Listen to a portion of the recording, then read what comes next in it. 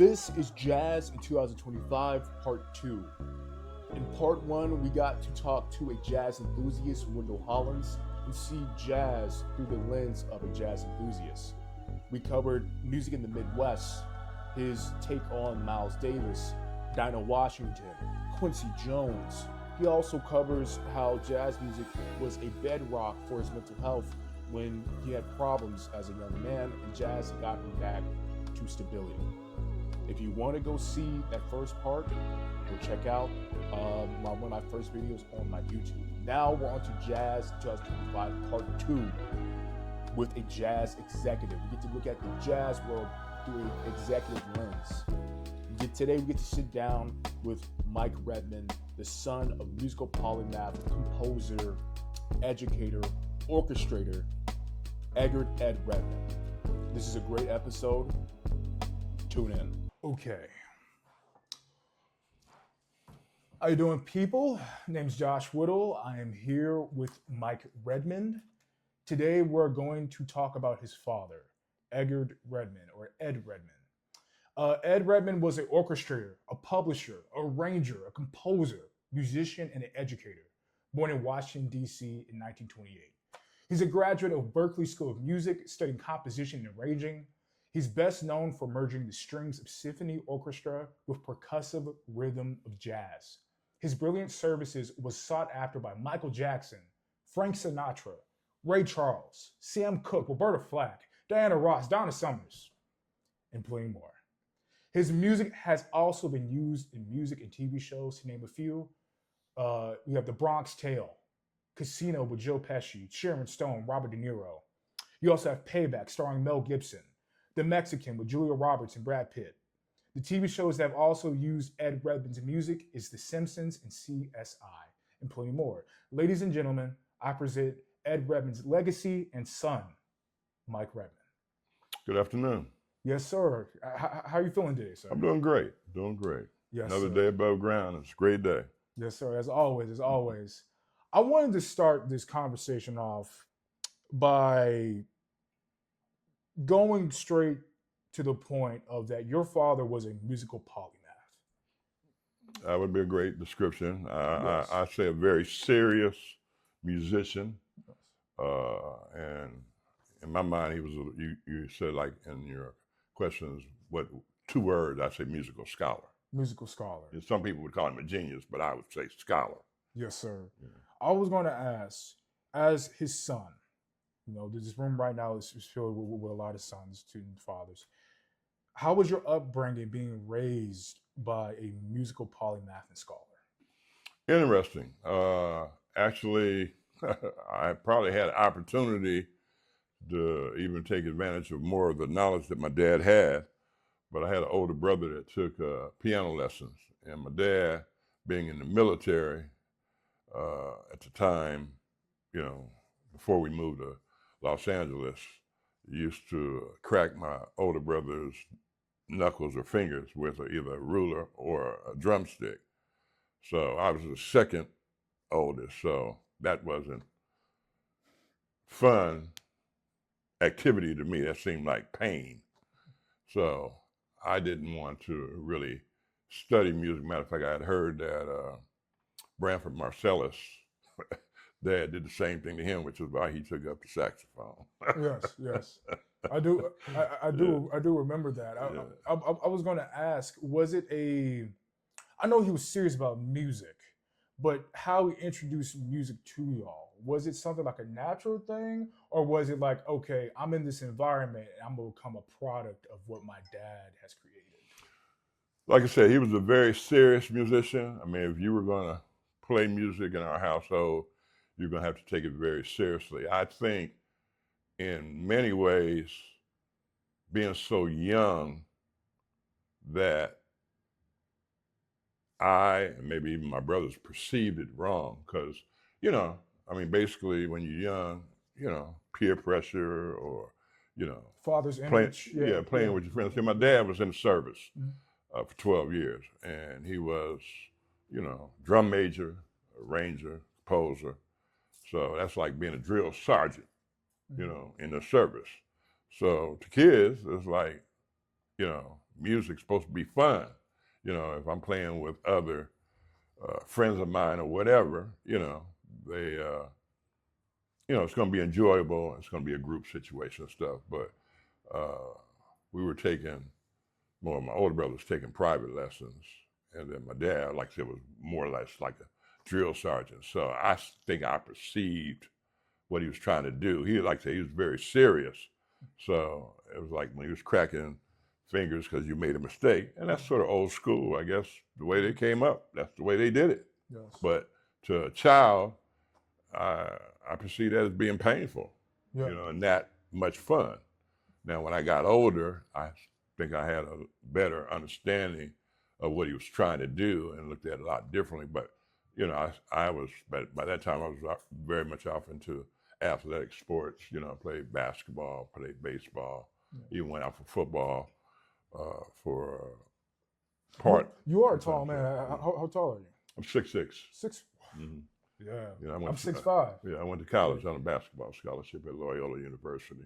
Okay. Was that Loyola, the West Coast or? Yeah, Loyola of Los Angeles. Los Angeles. Yeah. It's called Loyola Marymount now, but back then it had Loyola Marymount, but they merged. Division I think, right? Yeah. That's correct? Mm-hmm. What position did you play? I played forward and backup center. Okay. And played a little guard too for a short period of time. I played small forward and shooting guard as well. And I also had to play backup center too. Mm-hmm, yeah. You know how it goes being tall guys. I was going to ask next then.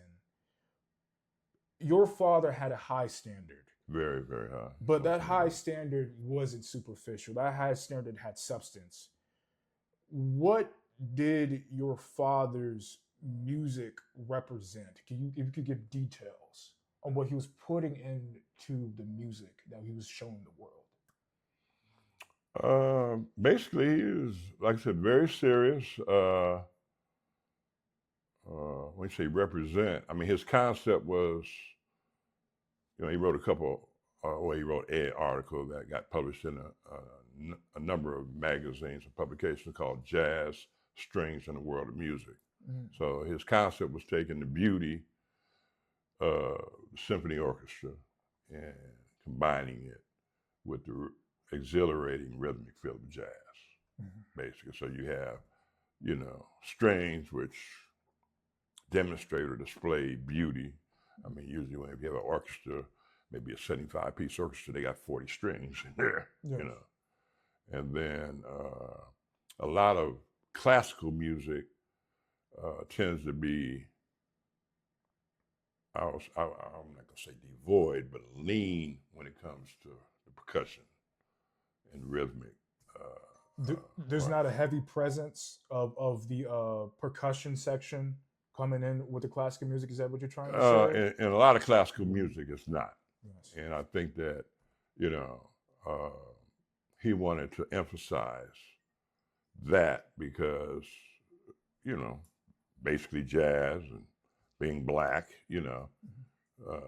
rhythm, dance, even back in the day, when jazz, jump blues and all that, they were dancing. I mean, Duke Ellington and Count Basie, I mean, all that, people were dancing to that music, So it was about movement, rhythm, and,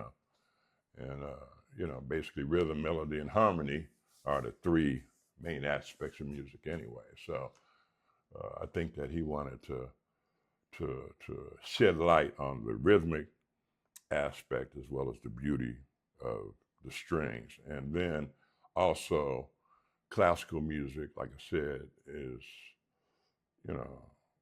hyped as, coming from Europeans, but jazz is a true American art form. Which came from American. Basically New Orleans, which was again amalgamation of French, Creole, and black, coming together. The funerals down there are very popular in terms of second line, drums and the rhythm and stuff like that. So, but jazz is a true American art form. So, in a sense, you could say jazz is classical music to most blacks. Oh, to kind me, of thing. yeah. So his thing was they take the best of both worlds and put them together, and like man and woman having a baby, having a new creation. Totally understand that. So the way I compare it now to like the hybrid cars, like the Priuses or whatever. Part time they're running on gas, part time they're running on the electrical. Yes. But they getting 50 miles to the gallon, where most cars only getting 20 to 25 miles to the gallon. So in terms of quality of music, I was going to interject then about the theme, because you answered that very well. A theme that I do see a lot through your father's career, and he wasn't ignorant. He was very aware that he was a black man that was trying to merge two different sides of the world together. And he made it known too, as well, in his music and some of the titles of his music, that this was created, produced, written, and executed by a black man. Was that a very strong pillar for your father? I think so. In his music? To me, I look at my father as being like a musical Alex Haley, in terms of historian, your roots. If I could ask, who's Alex Haley? Because Alex Haley was big back in the '60s in terms of, going back. He was the Roots, the movie television series Roots. Okay, yes. Gotcha. Matter of fact, my dad actually was one of the finalists to score the soundtrack for Roots, but he got bumped by Quincy Jones. So, I was going to ask then. Speaking about Quincy Jones, and you definitely bumped into a couple heavy hitters in the music business. With your father's work, and the introduction that I told about the people he has worked with, did you ever hear stories about your father collaborating with very well-known jazz producers like Quincy? Well, he it's funny. Michael Jackson,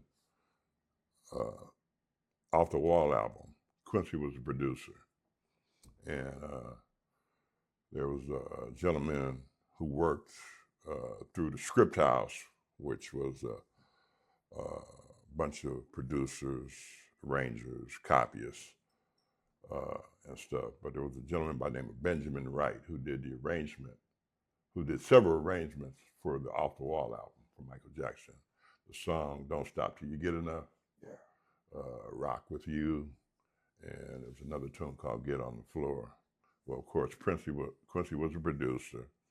Benjamin White was the arranger, and my dad got credit on that album as being the music copyist. And the music copyist basically verifies that whatever the arranger is doing, it's correct before it gets submitted. So technically, he didn't work directly with Quincy, but Benjamin Wright told me that he had some conversations with Quincy, and that Quincy had the utmost respect for my dad. He knew who he was. I know when he wrote the orchestral suite Transition in Black, Quincy was vice president of Mercury Records in New York, and then I think he went to Chicago, spent time in Chicago. So he sent Quincy a copy of, the orchestral suite. Nothing ever became of it because Quincy went, another way. But Quincy also went to Berklee School of Music, and that's another thing. You had mentioned that my dad was a graduate. He didn't graduate from there. Actually, he took corresponding classes from Berklee because they didn't even have a campus back in the 50s. They didn't actually have campus till the 60s. Okay. So he took corresponding classes where they would mail him his assignments. He'd do them and send them back in, which was perfect because he was in the service at the time, moving around, being transferred from this Army base to that Army base. He went over to Korea, Busan, Korea, for a couple of years. Played in army bands over there. That is my apologies about that Berkeley. Yeah, family no, right that's there. no problem. I'm just want to be clear. I don't want to Yeah. misrepresent anything, because Yes. I'm not trying to make it seem like he's anything that he wasn't. I mean, he did enough that I don't have to, Yeah. Yes. misrepresent or even embellish Yes. what he did. I think if I just state what he did, because like I said, it was like no project was too big, no project was too small. Like I said, a lot of people may not have wanted to function as a music copyist, but a lot of his credits came, as a music copyist. I was going to ask then, what was your father's? Do you remember when you were born? When your father started getting a lot of credits, you were alive around that time. Is that correct? You said like the '60s when you started. Yeah, basically we moved from Brooklyn, New York. We were staying on at Fort Hamilton, New York, which is Brooklyn Army base. He got out of the service in 1959. We moved to Los Angeles, California, and he basically, as a way to get into business, became a music copyist for a lot of the established producers and arrangers, people like Renee Hall, people like Ernie Freeman, Gene Page. These were people who were pretty established. So as a way to get his name out there and get involved, he started working in the capacity as a music copyist, which meant like if they had a session during the day hours, usually the night before, he was up all night notating the music, because everything back then was done by hand. There was no computer or internet. Everything was done by hand. And he was hooked up with Renee Hall, who was Sam Cooke's music director. And Sam Cooke had his own record company, own publishing company and record company, SAR Records. And they were doing all the music for about eight different groups. The Womack brothers, L.C. Cooke, who was brother of Sam Cooke, Johnny Morissette. He signed Billy Preston, signed Mel Carter, I'm sorry, and he also signed Johnny Taylor and stuff. So they did, had 8 groups, and Renee Hall and my dad were primarily the two people who were responsible for all the music that was created during that time. And like I said, it was done by hand, so it was very time-consuming and very laborious. And they had other people working for them, but my dad could do anything from a lead sheet to an orchestral score, anything in between. I was going to ask, so would you say, was that a snapshot of what your father's day-to-day was while working in the industry? Like that was almost a peek inside to a day in the life of Ed Redmond. Well, he wore a lot of different hats depending on what was available. I mean, he did, like I said, music copying at night. During the day, he would do lead sheets, because when the musicians wanted to register their music with the Copyright Office, Library of Congress, they have to send in a copy of the music, which was a lead sheet or a score. Most of the time it was a lead sheet. And then when cassettes and stuff came out, you could send in a recording, of it, or a CD, send in a recording and stuff of it. But he did,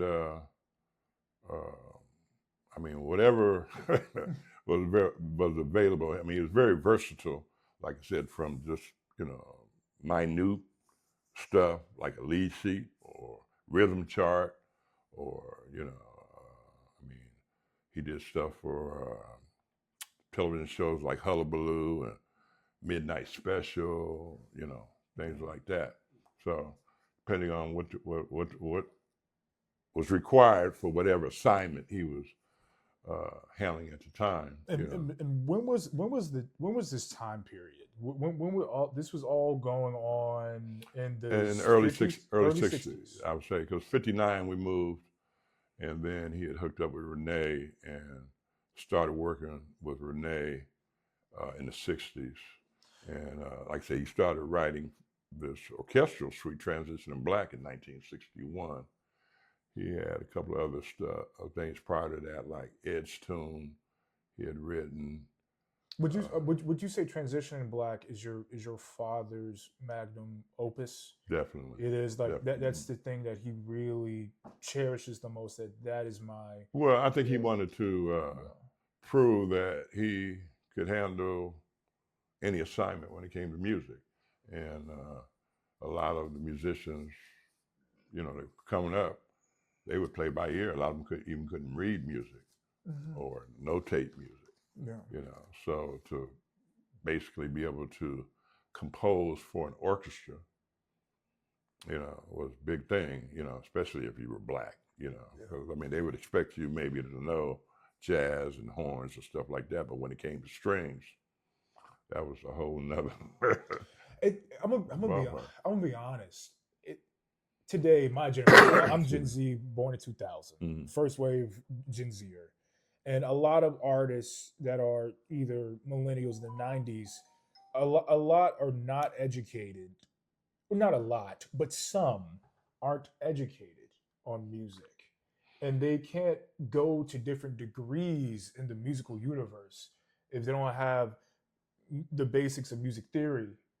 And it seemed that your father was also a wizard, and it made him better in a way, and also a better producer in a way, because he had music education in his toolbox. Yeah, well, the education came by several different sources. One, he had a father. My grandfather was an accomplished violinist and wanted to be a symphony violinist, but because of the area he came up in, they wouldn't allow blacks to be in orchestras at the time.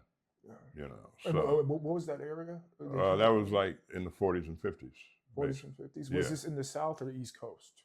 Well, they were in D.C., which was considered the South, or the Southeast, I guess. But because of segregation and Jim Crow, they weren't allowed. Matter of fact, you had people like David Baker, who was a very well-known teacher. He ended up becoming the person who put together the jazz department at Indiana University. And, they told him that he auditioned. He was a trombone player, and he auditioned, and they told him, he was the best trombone player they ever heard, but they couldn't hire him because he was black, So that was just the reality. But I have a lot of admiration for the musicians who came up, because they didn't let things stop them. They would they were very creative. They'd think outside the box, and they would do things to, make things happen in spite of, that's discrimination and segregation. That's a very good pivot into the next topic. I'm very aware, being black in America, because I was raised by a mom and a father born in the 50s. Respectively being from, Jacksonville in the Midwest and Cincinnati, Ohio. Okay. In your own experience as a son looking up to your father, was your father ever vulnerable with the family about what he went through? Well, I can remember a situation where when we moved from Brooklyn, New York to Los Angeles, he wanted to continue his education. And he applied to University of Southern California, and they wouldn't accept him. And he was very, very disturbed by that. Matter of fact, he was writing letters to congressmen, to the president of the United States, and everybody, because he had served his country. And it's like, you come back and it's like, okay, you still got to deal with, discrimination after you fought, in the war and stuff like that. So in terms of being vulnerable, that was one instance I can say that he was very thin. Because he was very educated, because like I said, he took corresponding classes from Berklee School of Music, and then he studied at New York University. NYU. Yeah, NYU. That's right. And that's where he got his orchestration, counterpoint, semantics, and all that. That's where he really learned how to work with orchestras. Because, like I said, 61 he wrote orchestral piece, and he didn't have an orchestra accessible to try this, try that. All of it was up in his head. So, which is, I mean, to me, amazing when you think of writing for a 75-piece orchestra, and it takes a very cerebral person, to not only have studied that, but to be able to retain all that information in your head. Do you believe that classical music and jazz music is a more cerebral, sophisticated genre than it is more of a feelings-based genre? Yeah, I mean, to me, it's always jazz in particular. I always thought about, jazz musicians, you think they're cool, they're sophisticated, and stuff like that. So, and like I said, classical music. What's funny is, all the black musicians, because of school and stuff, they learning classical music anyway, But it's like, so they learn classical, and then they usually, when they get older, like teenagers or whatever, adolescents, they may gravitate more toward jazz because that's where the opportunities are for them. They need to work, they need to provide for their families and stuff like that. Like I said, even today, I mean, it's less than 2% of the musicians in symphony orchestras are black. We make up 12% of the population, and less than 2% are black. So, it's almost like the saying there shouldn't be taxation without representation. Well, we're getting taxed, and we're not being represented fairly. And I think it's because, just like with golf with Tiger Woods or tennis with the Williams sisters, we usually excel when we are given a chance to contribute and partake in certain things. And I think that there's a fear there that we will come in and take over. Yeah. I mean, because when you look at all other aspects of music, whether it be country, jazz, R&B and stuff, it's almost like the National Football League or the NBA, they started out being all white, and then they got integrated, and now predominantly most of the players, or at least a large percentage of the players are black. You're dropping a lot of quotable phrases right now. I do want to circle back to one phrase that would love for you to unpack so the audience can understand what you mean. You said earlier in our conversation that jazz is black classical music. Yeah. Can you go deeper? Yeah, I mean, basically, again, we live in a system of white supremacy, and angel food cake is vanilla. Devil's food cake is chocolate.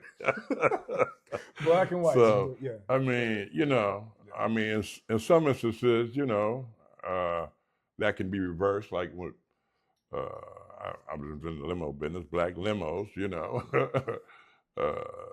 and black robes for the judges, So, I mean, that's not 100% that way, but normally, the whole thing, even when in 1776, when they wrote the Declaration of Independence, black people weren't even considered human beings. We were 3/5 of a person. We were chattel slavery.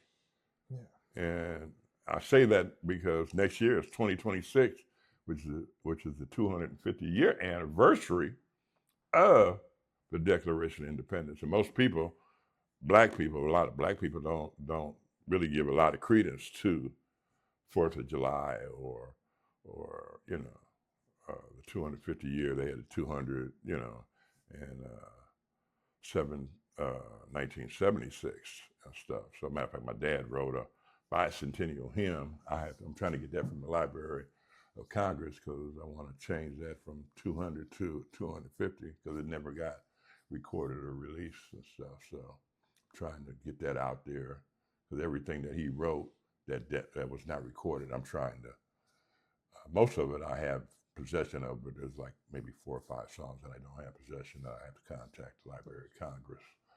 I wanted to say, I wanted to know a little bit more about you as well. Mm-hmm. Your father has done amazing things that is still living on to this day. But in your efforts, you are a executive of the Redmond Music Catalog, correct? Yeah, basically, I'm the son and heir of my dad. My older brother has passed. My younger brother, me and him are estranged right now, but he doesn't have any interest in doing anything with the music. And I just, came to the awakening that, he spent all this time and did a lot for what he had to work with, but a lot of people said he was ahead of his time, which I believe he was. And that's what I said 10 years ago, about 2016, it'll be 10 years in March of 2026. That's when I really took it seriously from the standpoint of saying I was going to do something with it. Didn't know exactly what I was going to do with it, but I said, if nothing else, I want to record everything he's written just so I can hear it. I mean, like I said, the Transition of Black Peace. Now, when they got performed in '73 by the LA Philharmonic, I was in college on a basketball scholarship. Were you in attendance? No, you weren't in no. attendance. I had a game. You had a game. Okay. that night.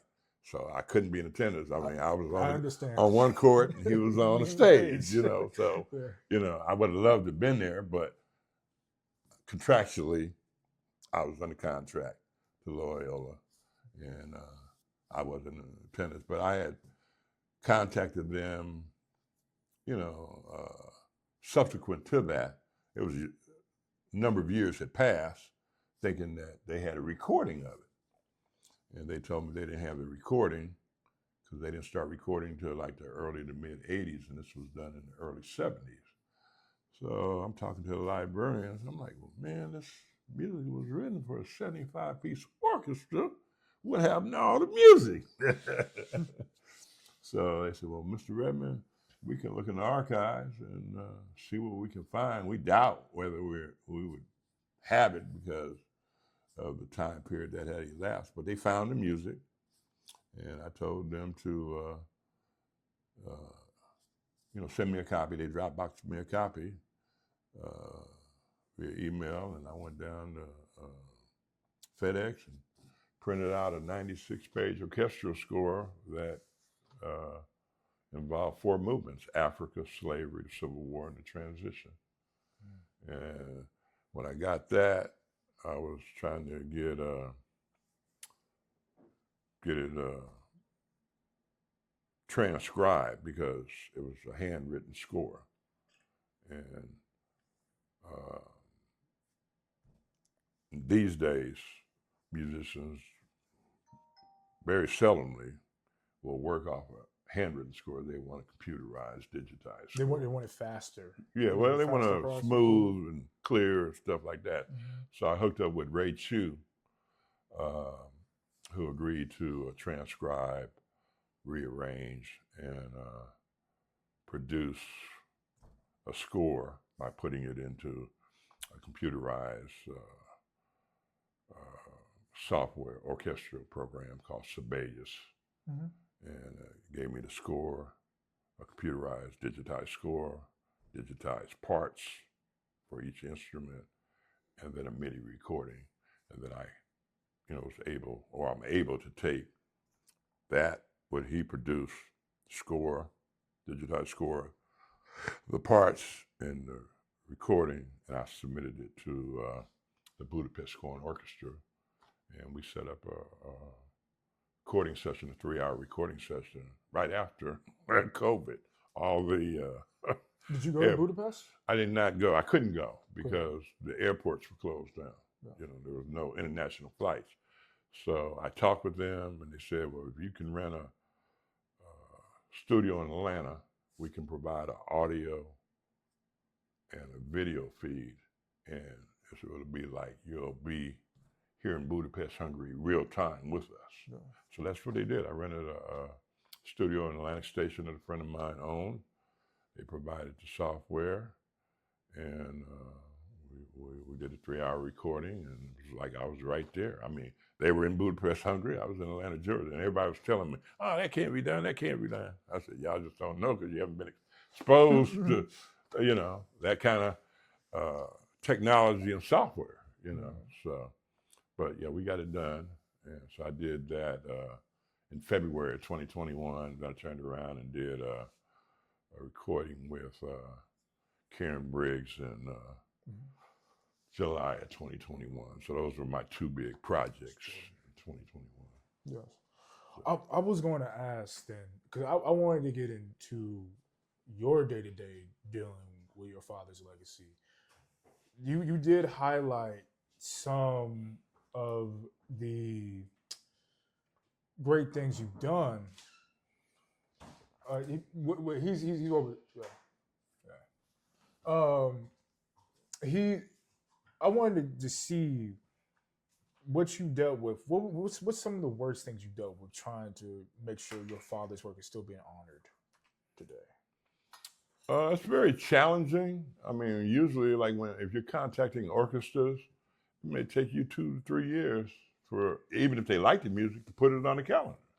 Yeah. So it's very time consuming, and again, because it release the Transition in Black piece deals with, I call it social justice, basically, poetic justice, maybe. Poetic justice, yeah. Social justice, I mean, basically, it's Transition Black is like an ethnology of Black experience, when you talk about Africa, slavery, Civil War, yes. And then the transition. And we're going through that transition right now, yes. With things being rolled back in terms of, affirmative action and DEI and all that. Yeah. But we've always, as a people, have been very resilient, been able to overcome adversity, and we're going to have to do it again, So. You know what's funny? I recently saw something on the internet where they talked about a Black person in today's age, like he's the younger. They said they talked to the elders that lived through the Great Depression. Mm-hmm. It's like what America is going through now is their own heading directionally towards a Great Depression. But minorities or Black folks, we didn't suffer as bad as the majority did, during this time. And yes, they're starting to come for a lot of our rights and what we've built from ever since we came to this country. But at the same time, it's just kind of like me just looking on the positive side that, when bad things do come along, we do get organized. Kind of like the stereotype of, we only come around when it's like a death in the family. Well, necessity is a mother of invention, basically. Yes. I mean, when we have to do something, the house is on fire. A little kid may tell you, "Hey, go out this door." You gonna go out the door. You ain't gonna argue with him. Mm-hmm. Even though you're the parent and he's the kid. Mm-hmm. When things become desperate or catastrophic, you have to adjust and deal with things accordingly. There's a saying, when the going gets tough, the tough get going, And we are tough. And we are tough. We are resilient. We are spiritual. Yes. We are God-fearing. Yes. So those are the things that have caused us to excel in spite of all the adversity and obstacles that we've been presented with, And, a lot of it, like you say, has to do with the fact that we have melanated skin, Yes. You are right. I was going to say this as well. The younger generation, what we're going through right now, because I am of the younger generation, Gen Z. Mm-hmm. By 2030, boomer generations, my parents, they'll be aged out by 2030. Is there any advice that that y'all went through during the 60s through the 90s? Anything advice you could give to my generation about how to tackle what this country is heading towards? Well, I would say we're in uncharted territory. I mean, they're talking about make America great again. what are they, I was looking at something that T.I. was saying, what era are you talking about? And, as it relates to black folks, slavery, Jim Crow, civil rights movement, all that. I mean, again, it's been one struggle after another struggle after another struggle. So, again, it depends on how you view things. Everything is sort of like a narrative. Okay, now you got, people who are in power and wealthy, they look at things one way. People who are middle class or poor are gonna look at things a whole different way, So depending on your upbringing, what you've been exposed to and stuff like that, but there is a truth, I mean, a lot of the existence of Americans, especially as it relates to people of color, and I'm talking about, the native Indians, Yes. blacks, we haven't been treated with respect, dignity, or equality. It's like what they've labeled us as, criminals and savages, and all kind of derogatory situations, even through eugenics. They would say we were inferior, our minds, couldn't comprehend this or couldn't, thing. But they had to outlaw, us learning how to read and write. And what was that for? That was because the first universities were over in Africa, the University of Timbuktu and stuff. And we came up with astrology and engineering and, And even the first version of the Bible came from East Africa. Ethiopia and stuff. Ethiopia, stuff. So again, that's what I'm saying. It's about narrative. Yes. And we've been misprogrammed, in terms of the narrative, because like everything, depending from a European standpoint, you think the Greeks, Alexander the Great, came and stole a lot of stuff, and the Greeks and Europe and this and that. Well, wasn't no gardens over in Europe, the Bible, Garden of Eden and stuff like that, plus, Bible talks about Egypt, Ethiopia, all that. I believe that. And actually the Middle East, which is considered the Middle East now, was part of the African continent. Most people don't realize that, and they made the people who did the maps. They made it smaller to make it seem like Africa, but Africa is so large and so plentiful in terms of resources and stuff. You can put Europe, Canada, America, and everything else inside of Africa. But still have plenty of room. But a lot of people don't realize, like when you look at a map, why does Africa look smaller than what it's actually? Again, it was designed that way. I mean, why when you look at a picture of Jesus Christ, does he have long hair, blue eyes, and stuff like that? When the Bible description says, hey, skin like burnt brass, and melanin, woolly hair, and stuff like that. Melanin, coming from the geographical place where he came from, it wasn't even possible for him to. Because I'm about to say, off of common sense too, the closer you are to the equator. Yeah, exactly. I mean, when they talk about Sunday or black people used to worship the sun as a god, from the standpoint of, again, we were close. That's why our skin was dark and stuff, And then I look at it like Kool-Aid. You have Kool-Aid concentrate, and the more water, the more diluted it becomes, And that's what happened with the human race. The further you got away from the sun, the more diluted you became, I understand. So. If I could ask, then, what does this saying mean to you? They love our rhythm, but hate our blues. No, when you say you love our rhythm. They love our rhythm, but they hate our blues. No, I don't agree with that. I think they love the rhythm and they love the blues.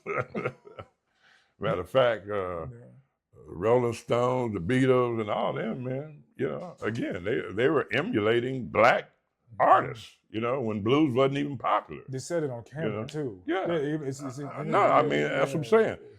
My dad back in the 50s, okay, the Beatles didn't hit to 1964, okay? Most people don't know this, but Little Richard and Sam Cooke went on a European tour in 1962. And the Beatles went to Little Richard and wanted to open up the show for Little Richard. You know, matter of fact, there was a clip about the Beatles. Was it Rod Stewart? I think it was Rod Stewart. The Beatles, and he had Jimi Hendrix playing guitar. Little Richard had Jimi Hendrix playing guitar, had Billy Preston on keyboards, had James Brown and Joe Tex as his vocalist. He says, hey, they all came from me. That's why, you know, he said, I am the originator. No, yeah. And it's so true. You know what? Another, if I'm not mistaken, I probably forgot her name, but like even the electric guitar, like I think if I'm not mistaken, like a black woman. I heard Rosetta Tharpe. Yes, Rosetta Tharpe. Yeah. Like took that in Hound Dog, and yeah, you know, it's just kind of ironic. They call us savages, and then on top of that too, like you say, taxation without representation. Mm-hmm. Yeah, okay, you want to be American, be part of American culture, you got to get taxed the same like all of us. But you're not being represented. And the truth is not being spoken and broadcasted. Well, we never got our 40 acres and a mule. Just think if we had all the interest from that right now. I mean, they're talking about reparations. Yeah. Now, you know, we were promised 40 acres and a mule. Yeah. You know, yeah. We never got it. They reneged, you know. It is a white man speak with forked tongue. I was gonna ask this then. So you have done a lot of covering ground for your father, and him looking down, he's proud of what you have done. Is there any next steps or anybody that you know that could help carry what you've done? Is there a passing of the torch? Well, you know, that I'm working with some cousins of mine now. I have a cousin who's a renowned artist, visual artist. I'm taking his artwork and putting it with the music. Another cousin of mine, you know, worked with National Institute of Health. He's in the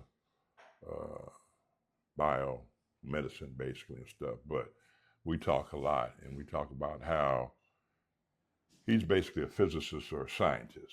He started the Black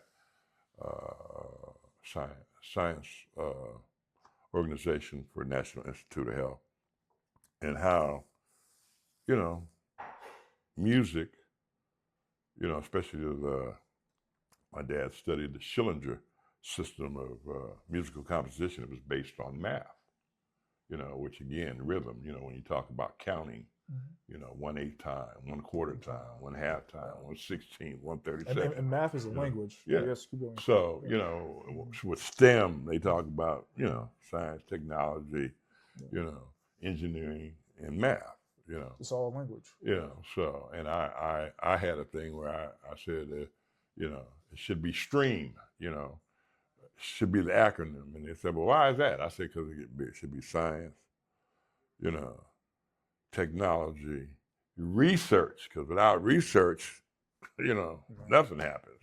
So science, technology, research, engineering, math, and then I had STREAM 2, because I would have had 2 M's. I would have math and music separately, which, you know, when you talk about music, like I said, music is math in terms of the counting and the rhythm and stuff like that. But I think it's strong enough where you could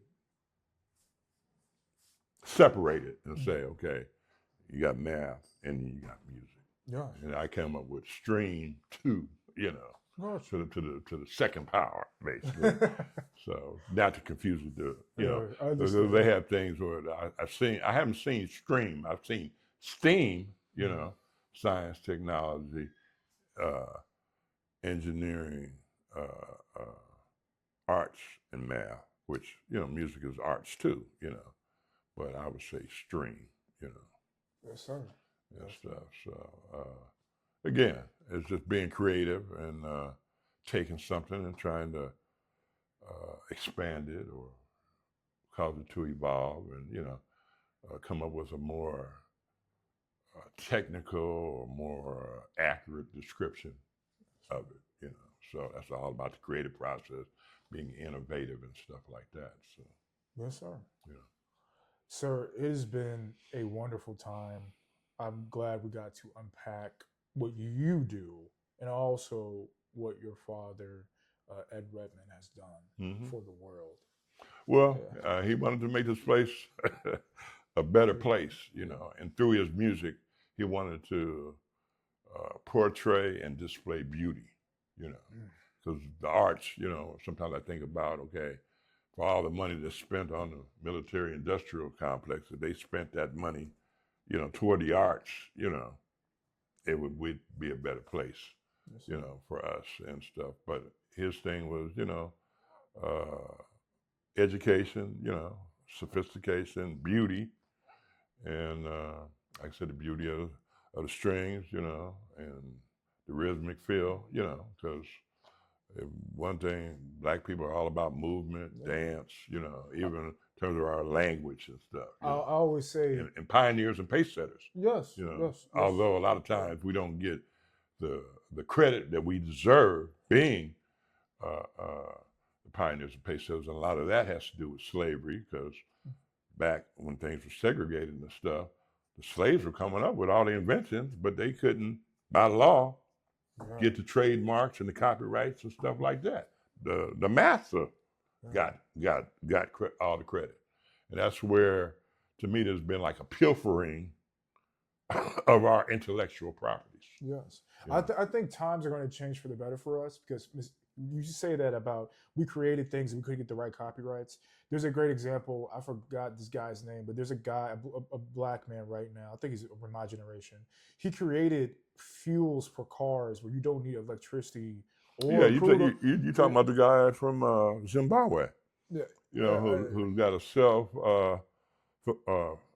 self-fueling cars. You don't need gas. You don't need charging stations and stuff like that. Yeah. We could be talking about the same guy. And then too, I think just to go more in detail, like you could be using water, some parts of water. You just don't need stuff that's bad for the environment. And it can, and this created by a black man. But basically, you're talking about earth mineral resources, basically. Which again originate and for the most part come from the African continent, basically. Sourced from it, yes, sir. And like I said, he's coming from Zimbabwe, and he's got a whole bunch of people up in arms. I'm talking about Elon Musk,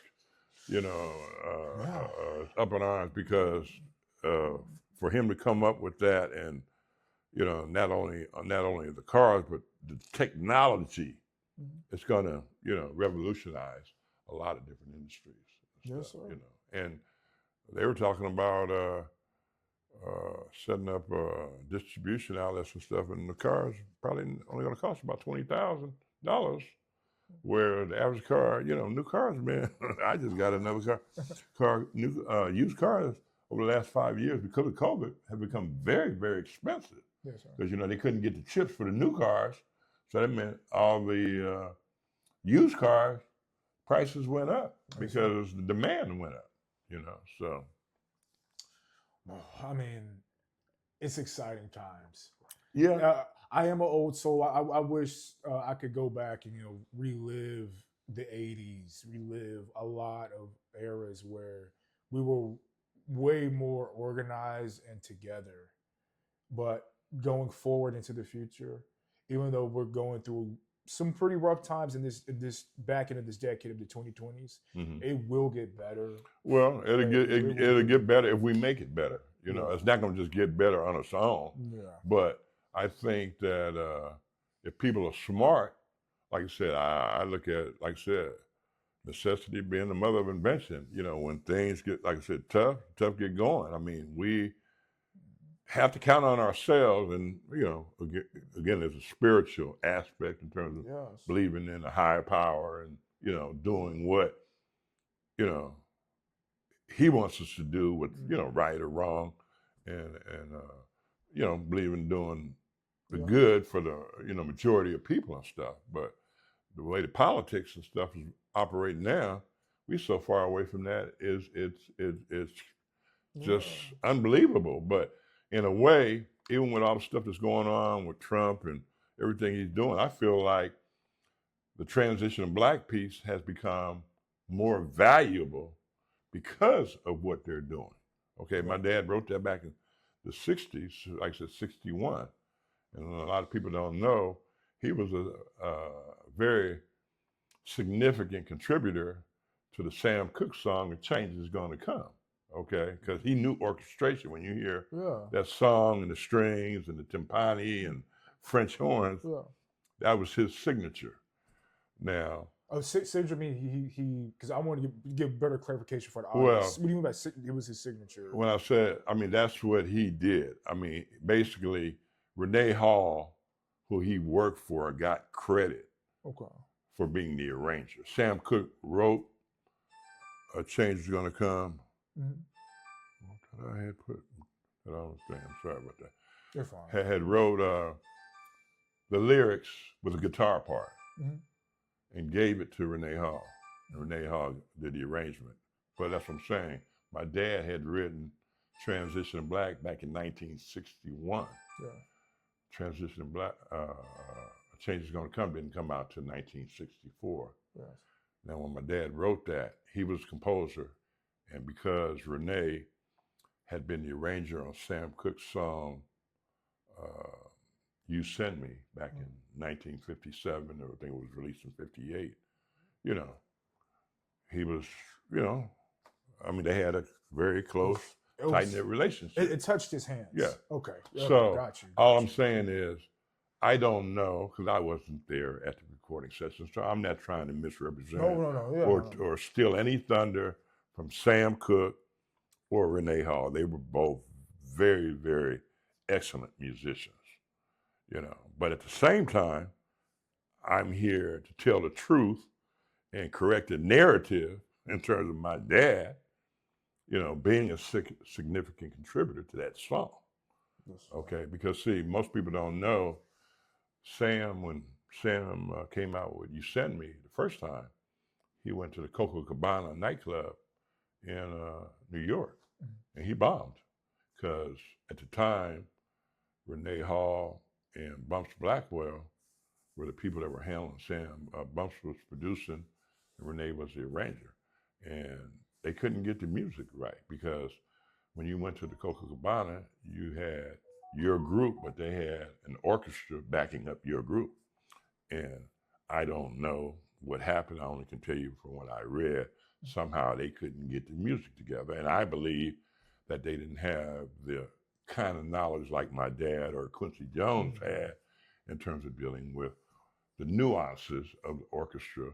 And like I said, we want to talk all the time about pre-production, production, post-production, the production's not going to come out right if the pre-production isn't that right, Never. And stuff. So I don't know that he even had anything to do with the actual session, but I know that he was basically schooling and training Renee Hall in terms of orchestration for the previous years leading up to that. That was like, he hooked up with Renee in 60, because Renee was working with Sam at the beginning, I think 56, 57, 58, and then Sam signed with RCA. So they had their own producers, Hugo and Luigi, that he had to do. And actually, Sam was doing most of his recording in New York, but then things weren't working out too good. So he said he wanted to do, RCA had a studio in New York, and they also had a big studio in LA. So he said he wanted to go back to LA and do recording. And he hooked back up with Renee. And then by that time, my dad was working for Renee, Okay, yeah. So again, I want to be very clear. I'm not trying to steal any thunder or take anything or degrade anything from Sam Cooke or Renee Hall. But I know because of that first situation where Sam bombed, Renee, who actually, whenever Quincy Jones did an album, Renee was one of the guitar players. So he knew what he had in my father from an orchestration standpoint. And he also had other people like Ernie Freeman, and he had, what's the white guy's name who, was a white guy that played violin, who was a concert master. His name is escaping me right now, but Renee surrounded himself, which I give credit because Renee was smart to surround himself with people who could fill in those gaps, because we all have them. Nobody's perfect. Nobody knows it all. Blind spots. Yeah. So he had, like, my dad, who was working directly with him as a composer, arranger, orchestrator. Like I said, him and Ernie Freeman did a lot of projects together. Matter of fact, behind Quincy Jones, they were two of the hottest arrangers, because they were musicians and they were arrangers and conductors and even did producing, and stuff. Back there, people who came from like the 50s and stuff, it was more composing, arranging, and conducting. Producing didn't really start coming into, like I said, after the Beatles came in the mid-60s, 64. And then, because at that time, a lot of the musicians were hired to do the music. The public thought, the Monkees or, different groups were doing it. But there were people who could read music. They would do a session in the morning, session in the afternoon, session in the evening, and a whole, album would be done in one day. Where if the musicians that thought they could play, it may take them 2 or 3 months, to get through the recording and stuff. So, it's just a lot of things that were put out to the public that was like one perception that wasn't even true. Even like with people like Barry White. Barry White was an excellent musician, but Gene Page did all his orchestration. I think I saw somewhere like it said Barry White was a composer, or he composed it. Yeah, he was a composer, a producer. Okay. But he didn't know orchestration. Okay. Same thing as good of as a composer as Duke Ellington was. Duke Ellington had Billy Strayhorn and Luther Henderson III to do his orchestrations. Could you just de-inferate? I can't say the word. What is composing and then what is orchestration? Because they're two different things. Is that correct? Well, yeah, composing and songwriting. Okay, for example. Yes. Smokey Robinson. Okay, he's a composer and songwriter, but when they did Motown 25, even though he was the vice president of Motown, they were saying that, well, Smokey was in charge of all the music. Smokey said, I'm not a conductor or orchestrator, I write songs. Meaning that if he had a group for, maybe 6 pieces or 10 pieces, it was cool. But when you talk about 50 or 75 pieces, that went above his head. And you're talking about writing like writing the vocal melody or writing the instruments? Basically the instrument. Okay. Just now, wanted to emphasize. He could write for a group, let's say maybe 7 to 10 instruments, and the lyrics too, because he was a hell of a lyricist. Okay. Yeah. Now my dad wasn't a lyricist, he probably would have been smart to hook up with somebody like a Smokey or Marvin Gaye or whatever, because he could do all the instruments. Like I said, I don't care if it was 100 or 150 pieces. He could write it. He could write it, for the piccolos and the bassoons and the tubas and, all the stuff, Yeah. But, and that's why I say I'm not taking anything away from Sam Cooke or Renee Hall. They were excellent musicians, and Renee was a hell of a politician. I mean, he knew, everybody knew how to put things in. Like I say, he learned from that one example when Sam flopped, to surround himself with people, like I said, to fill in those gaps, stuff, which he had my dad, and he had Ernie Freeman. And man, for some reason I cannot remember the guy's name, but he was a concert master. He went to the Curtis Institute of Music. Let me see. It was S-E-R. R was for Renee, the E was for Ernie, and the S, I think it was Sid. I can't remember his name, but I believe it was Sid, because it was SER Productions. Okay. And it was a white guy, Right. and he was a concert master and stuff. Trust and believe you didn't take away any credits or credibility from Renee, and all from Renee Or Sam Cooke, or Sam Cooke. Well, you did not. Like I said, you did a great job. I don't have to even try to embellish or stretch or misrepresent anybody, because I respect what musicians, being a son of a musician, I respect what they do. But I know, especially in Hollywood, there was a lot of misconceptions of people doing this or people doing that. The stars, whoever had the name, was going to get most of the hype, publicity, and stuff like that. But without that team behind them, it's like, they say, behind every man is a good woman, Yeah, and the woman doesn't get no type of credit or credibility. Doesn't get very little, if any credit. And without that, that man probably wouldn't be as dynamic as he was, because it's like the macro and the micro. He's concentrating on the big picture, but all those little things that have to be addressed and taken care of. If they aren't addressed and taken care of, the whole project is a flop. That happens. That actually happens a lot today with hip hop or trap music. Like, they use loops to create the melody. So you will have guys that literally make fruitful careers off of being loop makers.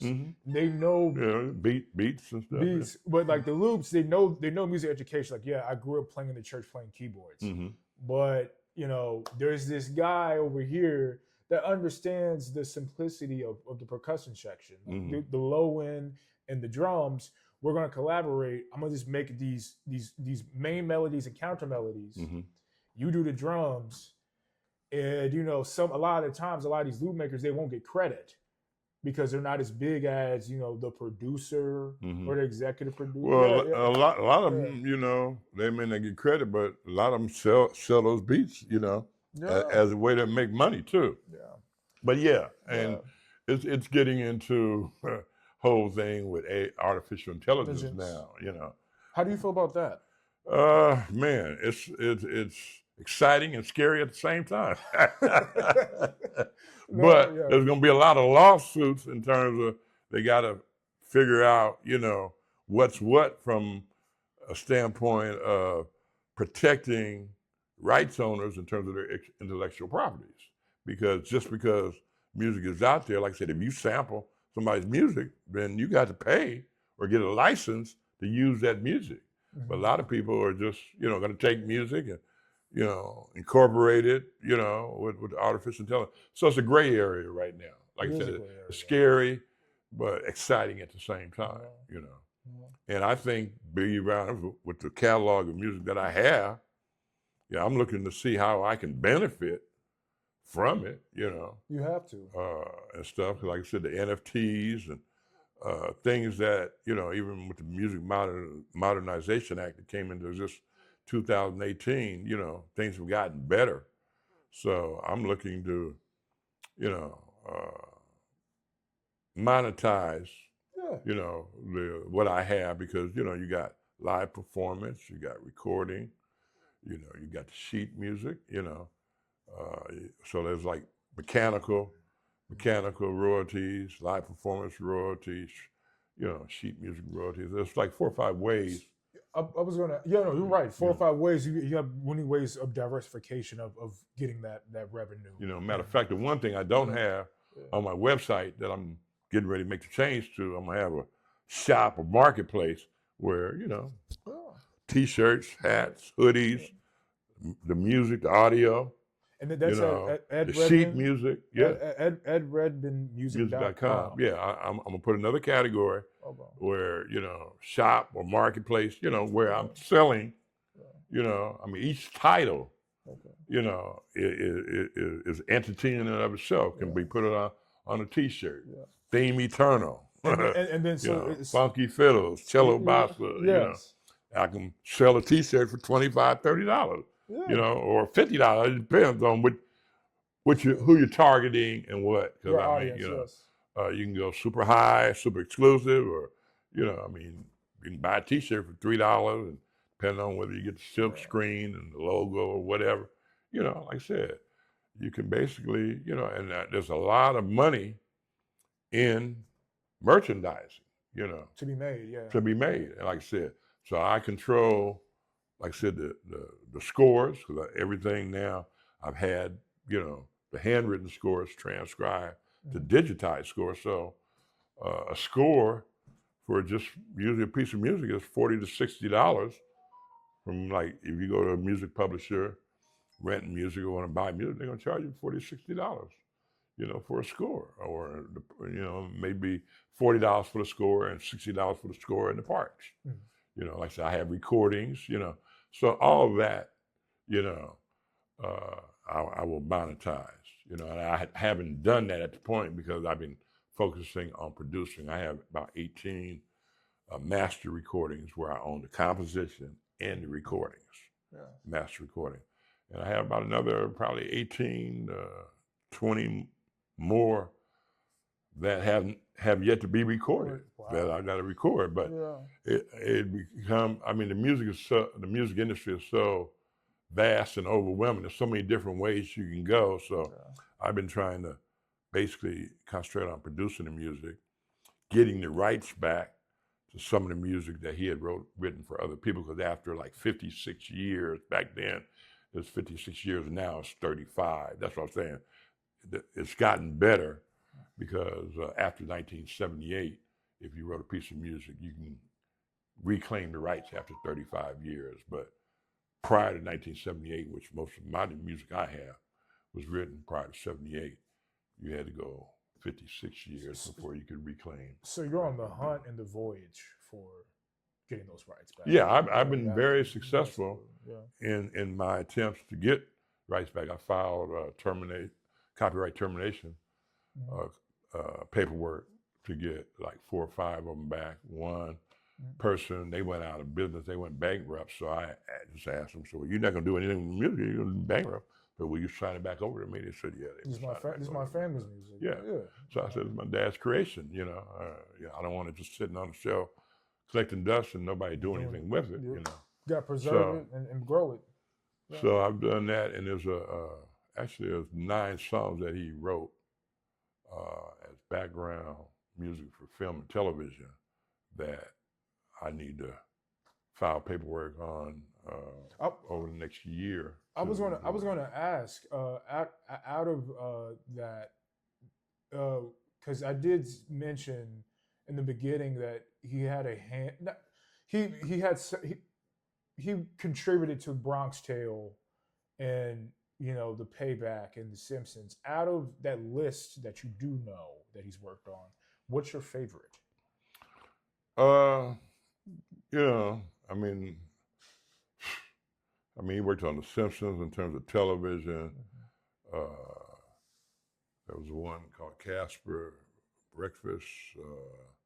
I don't think that's on that list. I mean, there's a list on the website of all the artists he worked with, like Sam Cooke's, the Michael Jacksons, different people, Frank Sinatra, Dean Martin, stuff. So I've had to pull from different sources, but the original stuff, basically, to me, is what I'm, happy and satisfied with. Now, the other stuff, from a credibility or name standpoint, that he did stuff for Frank Sinatra, he did stuff for Dean Martin, he did stuff for Michael Jackson. That's fine. Tell you the truth, he wore so many different hats, and they don't spell out what capacity. Now, I'm going to write to the Musicians Union Local 47 in Los Angeles and try to get them to spell out what capacity. Because see, I don't. When they said that he's got credits, I don't know if it's as well. I know it's most of the time it's not as a composer. Yeah, it's not. It's as either an arranger, conductor, you know, orchestrator, music copyist. You know, I don't really know because I was very young at the time. I wasn't there, but Local 47, I'm gonna have to pay probably like $50 an hour to get them to do the research. But you know, that's what I'm doing. I'm do the research at the Copyright Office, Library of Congress, Local 47. I just got some information from University of Maryland. Has a special collection for the archives, and they had some information on my dad that I didn't have. They had some recordings where he did he was a clinician and a presenter at this conference in Elon College, North Carolina, in Elon, North Carolina, and it was like a 4-day symposium and workshops, you know, for the National School Orchestra Association, and I had like a 3-page program, but they had the whole 4 or 5 days, you know, 26-page outline, and they had some recordings which I don't have, so I heard that, you know, and stuff. So, I mean, I anything that I can get my hands on that I know that he's been involved with, you know, I request. Now, some of the stuff, you know, I can't rebroadcast it without, you know, certain people's permission and stuff like that. And then you got to be very careful because, like, I don't want nobody infringing on my copyrights. Yeah. So I'm very sensitive when it comes down to that. But if you know, just for me to have it, to listen to it, and I'm not trying to make money off of it, but just even if I play it for people, you know, and stuff. So, because like I got stuff from UCLA when he did something with the Symphonic Jazz Orchestra. I got stuff from that. They did something recently for the Congressional Black Caucus at the Kennedy Center. I got a recording of that, you know. So all of that, you know, is content that I hope to use, you know, in making a documentary film, maybe, hopefully, even maybe you know, a movie about my dad. You know, I'm definitely gonna do a documentary, but I would like to probably do a documentary and then make even a full-length movie about all his experiences and stuff. We're getting to the tail end of our great informative conversation and interview. Would you like to leave some lasting closing remarks? I'm just happy to share the information. I mean, it's a godsend blessing that you wanted to interview me, and you know, I mean, a teacher, what they say, a teacher can't be a teacher without a student. So it's a symbiotic kind of relationship. You know, we like I said, we always hold teachers in self-esteem, but if they ain't had no students, they couldn't do what they do. So, like I said, it's a symbiotic kind of relationship, and when you understand that, you know, it's like you got parts, but the sum of the parts is always greater than the individual parts. Sir, you did a great job of clarifying, informing, and also demystifying and putting things into context about what your dad has done, and also giving respects to people like he's worked with, like Renee. You did a great job of making sure everything was held up appropriately and professionally. And I just want to say it was an honor to have you here to sit down and talk. Well, it was my pleasure, man. And, you know, it was so funny. It's like back in the 60s, but you hear, you know, things with Prince, Michael Jackson, Nita Baker. I mean, even up to today, stuff that still goes on that has not really been rectified in terms of musicians getting credit and fair compensation for their intellectual properties and stuff, because it's just, I mean, I get royalty checks. It's not a lot of money, but you know, my dad's been gone since '84, and you know, I go to the mailbox and you know, be a $300 check there for, you know, something he's worked on that they did a recording and now it's gone to video or gone to movies or they streamed it for, something, they have to pay those. But it does help. I mean, I'd say on the average, right now, it's like, maybe $3,000 or $4,000 a year. But there's people that get 30 to 40,000 a year, or 300 to 400,000 a year. That's a new car for some people. Yeah. That's a new car for some people. So I'm just happy. And again, when good Lord calls me home, my kids, my grandkids, that money will still be coming in. So they call residual income. Yes, sir. Just like having a book or artwork or whatever.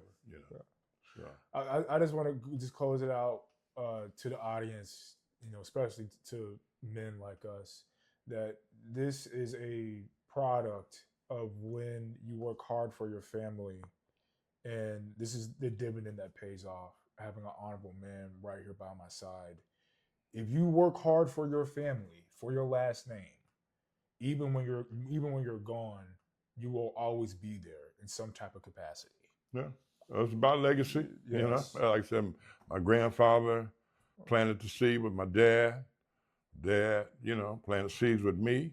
I'm trying to plant seeds with my daughters and my grandkids. And your cousins too. And my cousins, yes. Extended family. So that's what generational wealth is. That is, yes. Granddad, dad, son, daughters, grandkids, like I said, cousins, and stuff like that. Because it's going to be perpetual. Yes. Over generations, just like the Rothschilds or the Kennedys and stuff like that. But I'll always say this, that the most valuable asset is just intel, information, not entertainment, not even a dollar. Mm-hmm. If you are informed and you know how to apply it, which Mike has done here, understanding the music business and getting everything back for his family's name, anything is possible. Mm-hmm. If you understand that information and being informed is the most valuable thing you could ever have. Knowledge is power. Yes. And I'm of the belief that we as Black folks can't just be about entertainment anymore. Can't. We got to be about edutainment, and stuff. Because if it's not educating, then we're doing a disservice to the generations that are coming up behind us. Because I've heard comments by Kanye West about him not knowing certain things about Martin Luther King or whatever, But I'm just saying, it's very important that we pass the information, the knowledge, and the legacy to the next generations, man. If not, they're lost. Yes. Basically, our history and culture has a habit of passing information through word of mouth. They used to talk about the griots or whatever, African griots and stuff. But now with technology and computers and everything, word processors and stuff, we can document. Even me and my cousins through this process, we're talking about taking DNA tests and seeing how far our lineage goes back and stuff like that. That's what I was telling you about Alex Haley. He was very much into discovering your roots and stuff like that. And if they do come up with where they're going to pay us reparations, we have to go back 3, 4, 5 generations to show how we're connected and where our ancestors were slaves and stuff like that. In order to be paid, for the reparations and stuff. It can never be lost because we have the internet. That's the best tool in everybody's toolbox nowadays. Mike, it was an honor to speak to you. My pleasure, man. Well, thank you very much for taking the time. Yes, sir. And my dad had a saying, and I'll sort of close out, straight ahead for the cookie, Yes. So. Yes, sir. All right.